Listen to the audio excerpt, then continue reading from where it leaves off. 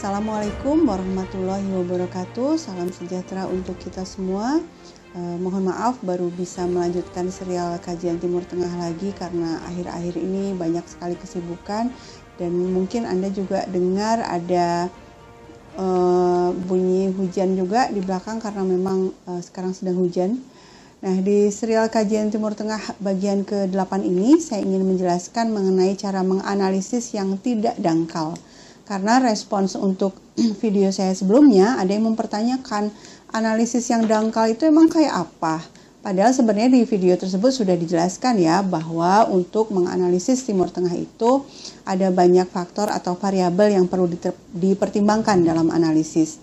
Faktor identitas atau agama atau sektarianisme itu tidak bisa dijadikan satu-satunya pertimbangan. Misalnya ada orang yang menganalisis mengapa Uni Emirat Arab dan Bahrain menormalisasi hubungan dengan Israel. Nah, dia itu cuma menyodorkan satu faktor saja karena Uni Emirat Arab dan Bahrain itu menganggap Iran sebagai ancaman. Iran yang Syiah itu merupakan ancaman bagi Uni Emirat Arab dan Bahrain yang Sunni. Nah, ini artinya si analis cuma pakai satu faktor atau satu variabel saja, yaitu identitas aktor. Dalam hal ini identitas aktor Iran dianggap Syiah, kemudian Bahrain dan Uni Emirat Arab dianggap Sunni gitu ya. Nah, ini adalah jawaban yang mensimplifikasi atau dangkal karena mengabaikan faktor yang jauh lebih dominan, yaitu relasi core periferi di Timur Tengah atau patronase. Ya, patronase bagaimana Uni Emirat Arab dan Bahrain itu dan negara-negara Teluk umumnya itu berpatron kepada Amerika Serikat.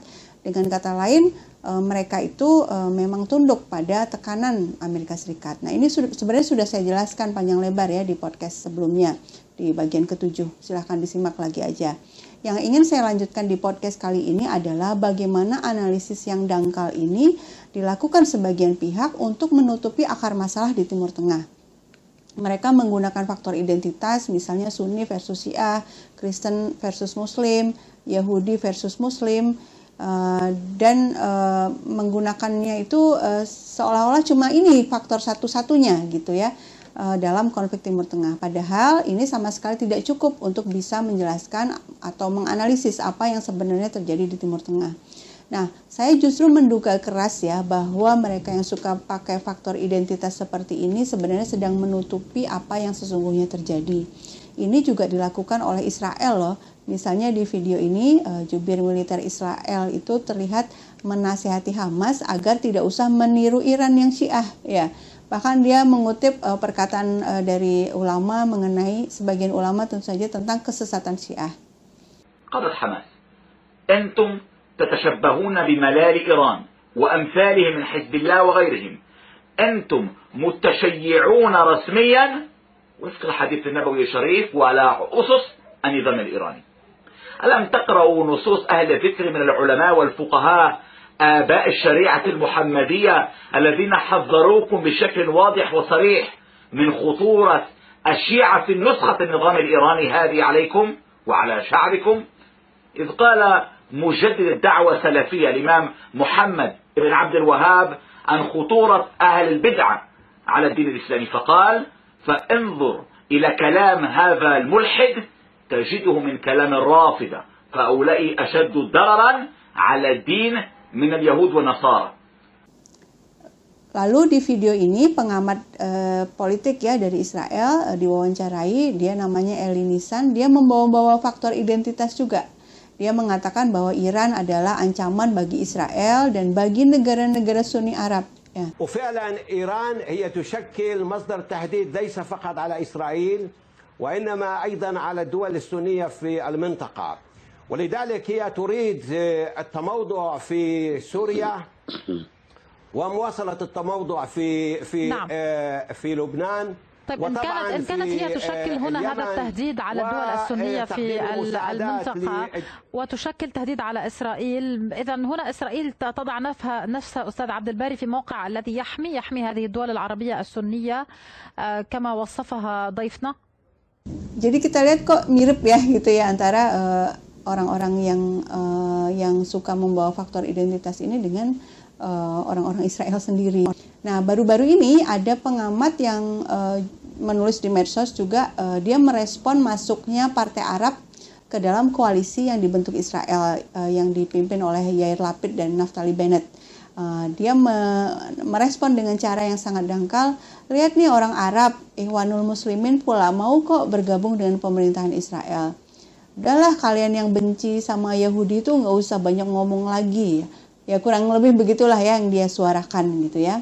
Nah, tanggapan saya itu ada dua ya. Pertama, memang faktanya itu ada ya kelompok-kelompok radikal yang melakukan pembelaan kepada Palestina dengan membawa narasi kebencian kepada Yahudi. Tapi mereka ini kan memang punya rekam jejak juga menebar hate speech ya, menebar narasi kebencian.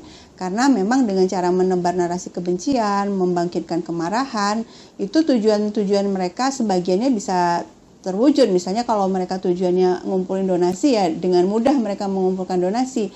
Nah, itu pula yang mereka lakukan selama 10 tahun ya, pengumpulan donasi untuk Suriah. Mereka buat berbagai hoax, narasi utamanya itu rezim Syiah membantai Sunni gitu ya. Terus foto-foto palsu disebar, video-video palsu disebar, dan donasi pun terkumpul dengan amat sangat banyak. Saya pernah bahas soal donasi Suriah ini ya, simak saja di serial kajian Timur Tengah bagian 1 dan 2 ya. Nah, untuk kelompok pertama ini tentu kita perlu kritisi sikap mereka itu. Kalau mereka mengumpulkan donasi untuk Palestina ya perlu dikawal juga benar-benar sampai atau tidak. Kalau mereka bilang sampai, ya mana dokumentasinya, mana auditnya juga perlu valid juga gitu ya. Nah, tapi di saat yang sama salah juga loh kalau kita menuduh semua donasi untuk Palestina pasti salah sasaran. Karena realnya memang bangsa Palestina itu perlu bantuan karena ekonomi mereka kan diblokade oleh Israel. Pemerintah Indonesia pun mengirimkan bantuan dana juga untuk Palestina. Posisi Palestina itu berbeda dengan Suriah. Palestina itu dijajah Israel, sementara Suriah adalah negara yang berdaulat, yang diperangi oleh milisi-milisi teroris. Jadi menggeneralisasi bahwa semua yang membela Palestina adalah pembenci Yahudi, atau semua yang membela Palestina itu adalah kelompok radikal, itu jelas salah kaprah dan dangkal tentu saja. Nah, kemudian tanggapan kedua saya, seperti yang saya sebut di awal tadi, menggiring analisis konflik Timur Tengah ke faktor identitas, misalnya Yahudi versus Muslim, Sunni versus Syiah, atau sejenisnya, itu merupakan analisis yang dangkal dan mengabaikan faktor-faktor lainnya. Nah, untuk kasus bergabungnya Partai Arab ini ke dalam koalisi Israel, kita perlu runut lagi kejadiannya. Sebenarnya gimana sih awal mulanya gitu. Nah, jadi tidak bisa langsung dipotong pada saat itu saja. Loh, kok tiba-tiba orang Arab mau nih berkoalisi dengan orang-orang Yahudi Israel gitu ya. Nah, ceritanya itu seperti ini, dan Anda pasti sudah dengar juga kalau sudah mengikuti saya dari sejak awal ya. Nah, tahun 47 PBB itu mengeluarkan resolusi 181 yang membagi dua wilayah Palestina. 55%-nya diserahkan kepada entitas Zionis untuk membentuk negara khusus Yahudi. Nah, di atas tanah yang 55% itu kan sudah ada populasinya, yaitu orang Arab Palestina. Nah, mereka ini mayoritasnya Muslim, tapi ada juga yang Kristen dan Yahudi. Nah, mereka diusir dari tanah yang 55% itu, populasi yang tadinya sudah ada di situ. Nah, pada tahun 48 jumlah orang Arab yang terusir mencapai 750.000 orang. Tapi ada sekitar 150.000 orang Arab Palestina yang tetap tinggal di situ, tetap tinggal di wilayah yang 55% ini. Nah, mereka ini gimana nasibnya? Ya, akhirnya mereka dijadikan warga Israel karena tanah yang mereka diami akhirnya menjadi negara Israel. Mereka ini kemudian beranak pinak ya, jadi populasinya semakin membesar, dan menurut statistik tahun 2020 populasi Arab di Israel itu sekitar 1,9 juta atau 21% dari total populasi Israel. Total populasi di Israel itu kan 9 jutaan ya. Nah, 83% dari orang Arab Israel itu agamanya Islam. Jadi dengan demikian jumlah Muslim di Israel itu ada 17%. Secara umum kondisinya mereka itu bagaimana? berbagai laporan selama ini itu sudah muncul ya laporan-laporan dari lembaga HAM, dari berbagai organisasi menyebutkan bahwa mereka itu mengalami diskriminasi. Mereka juga mengalami pengusiran internal. Jadi mereka diusir dari tanah dan rumah mereka yang semula, kemudian dipindahkan ke kawasan lain, tapi masih di kawasan Israel. Tapi baru-baru ini, bulan April 2021, Human Rights Watch itu merilis laporan yang juga mengkonfirmasi bahwa Israel memang melakukan diskriminasi, melakukan apartheid. Apartheid itu diskriminasi berdasarkan ras ya, dan kemudian persekusi atau kekerasan terhadap orang-orang Arab Palestina dan orang-orang Palestinanya yang diduduki di Yerusalem dan di tepi barat. Nah, yang dilaporkan Human Rights Watch ini bukan hal baru, sudah banyak ditulis sebelumnya dalam laporan-laporan yang lain dan juga bahkan oleh PBB, tapi diabaikan oleh dunia. Nah, balik lagi ke nasib orang Arab Palestina yang ada di wilayah 55% ini yang jadi warga Israel ini. Mereka itu kan manusia seperti kita semua ya, seperti Anda, seperti saya, butuh makan, butuh pekerjaan, butuh rumah ya. Nah, tentu wajar aja kalau mereka mencari penghidupan dengan berbagai cara, dan mereka ada di Israel gitu, ada di dalam Israel. Jadi ya kalau mereka kemudian bergabung dengan kementerian, kemudian ada juga bahkan bergabung dengan militer misalnya kan. Nah, itu ya sesuatu yang ya memang begitulah adanya gitu ya. Ada orang yang idealis, ada orang yang egois, bahkan ada yang masuk ke tentara itu. Kenapa kok masuk ke tentara? Saya baca di beberapa artikel ya karena memang ada keuntungan-keuntungan atau privilege ya yang diberikan kepada anggota militer gitu ya. Nah, ini kan sebenarnya sama ya kayak orang Indonesia zaman dulu ya. Ada yang melawan penjajahan, ada juga yang malah enjoy membantu penjajah ya dan bergabung dengan tentara Belanda. Tahun 36 itu ada data bahwa 33.000 loh pribumi Hindia Belanda yang menjadi anggota KNIL, anggota pasukan kolonial kerajaan Hindia Belanda.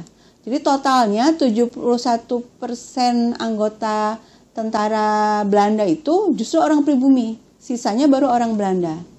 Nah, jadi artinya kalau ada data atau ada orang yang ngomong nih orang Muslim juga ada kok jadi anggota militer Israel gitu ya, ya nggak perlu kagetan lah gitu ya. Ya kita harus lihat konteksnya kayak apa ini, sejarahnya seperti apa gitu kan.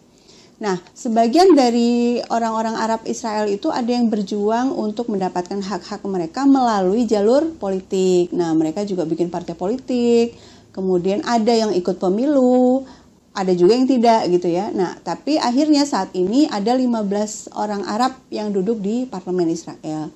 Tujuan mereka tentu saja dalam kampanyenya, dalam narasi mereka gitu ya, itu mereka masuk ke politik adalah demi menyuarakan nasib komunitas mereka yang terus mengalami diskriminasi dan apartheid, dan bahkan terus terancam oleh pengusiran-pengusiran sampai hari ini juga.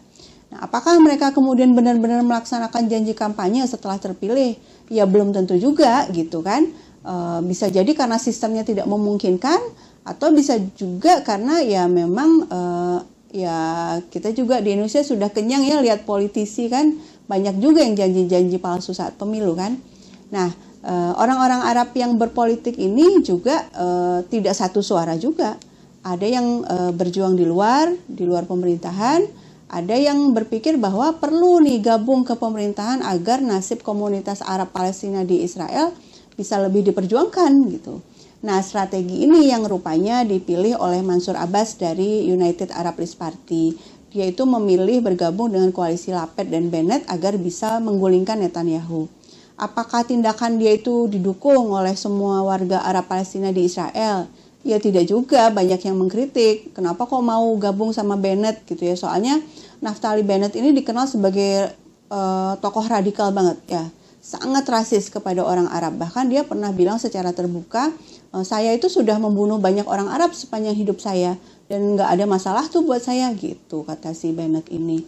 Nah, sebaliknya banyak juga ya orang Yahudi garis keras yang marah. Mengapa kok ngajak-ngajak orang Arab nih di koalisi gitu. Tapi buat Lapid dan Bennett ini kan semata-mata politik juga. kalau dengan cara ini, dengan cara berkoalisi dengan Arab, mereka bisa menggulingkan Netanyahu, ya itulah yang mereka pilih.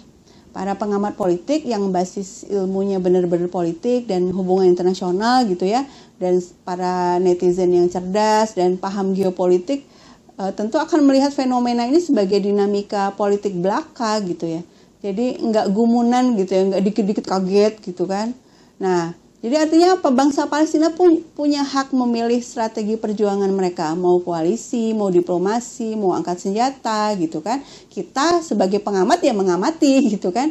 Nah, sama saja dulu waktu Bung Karno dulu kan pilih jalan diplomasi dengan Belanda ya. Jenderal Sudirman angkat senjata.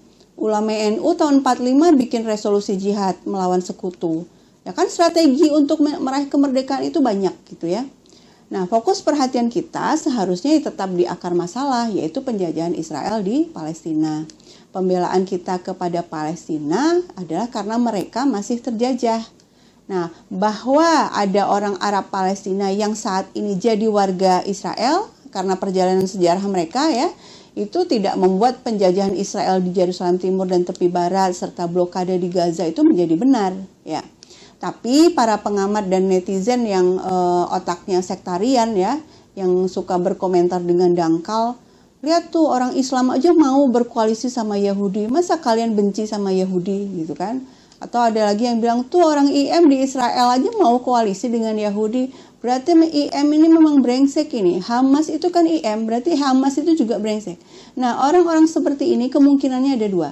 Mereka itu bagaikan pakai kacamata kuda ya, menganalisis masalah dari kacamata agama melulu, bahkan pembelaan kepada bangsa terjajah pun mereka framing sebagai kebencian Islam pada Yahudi. Bahkan kebobrokan elit-elit Arab yang mau berdamai dengan Israel pun dibela dengan cara seperti ini. Oh, mereka itu kan Sunni, negara-negara Sunni, mereka tuh terancam oleh Syiah Iran, makanya memilih berteman dengan Israel. Ya. Nah, tapi ada kemungkinan lain ya, mereka itu yang mengatakan kalimat-kalimat seperti tadi itu sebenarnya tahu akar masalahnya itu apa gitu. Tapi mereka menutupinya supaya Israel dan Amerika tidak semakin terbuka kebobrokannya di mata publik Indonesia. Mereka terus menggiring opini bahwa yang salah itu Arab dan Iran. Timur Tengah itu nggak akan damai kok. Semua ini gara-gara orang Arab sendiri yang berantem melulu. Israel itu bangsa yang maju, demokratis, dan cuma sekedar membela diri, kata mereka ya. Tapi sekali lagi saya sudah bikin ya bantahan untuk orang-orang seperti ini, silahkan cek di podcast saya sebelumnya. Sekian dulu, sampai berjumpa di serial Kajian Timur Tengah berikutnya. Saya masih akan melanjutkan soal analisis dangkal ini. Terima kasih. Assalamualaikum warahmatullahi wabarakatuh.